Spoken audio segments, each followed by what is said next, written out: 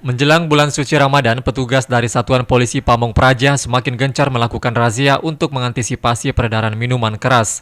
Kali ini beberapa toko bahan campuran yang berada di Jalan Cenderawasih, Kecamatan Mariso, Makassar, Selasa 24 Mei sore diperiksa dan digeledah oleh petugas Satpol PP. Hasilnya ratusan botol miras dari dalam toko ini ditemukan petugas. Sang pemilik pun hanya bisa pasrah melihat barang dagangannya diangkut dan langsung dinaikkan ke atas mobil.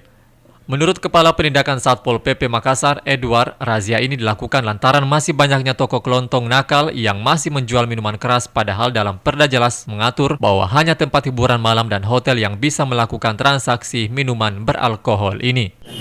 Jadi razia miras pada sore hari ini ada 2 titik yang kita razia. Pertama di toko di Jalan Cenderawasih Toko Yabo ada sekitar 20 kardus, berarti ada sekitar 40 botol sampai 50 botol.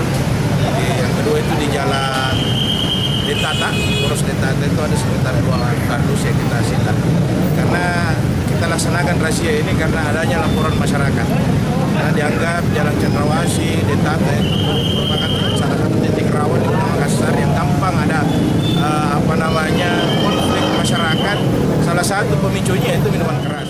Rencananya razia seperti ini akan terus digelar untuk mengantisipasi maraknya peredaran miras dan menjaga ketertiban dan keamanan dalam bulan suci Ramadan.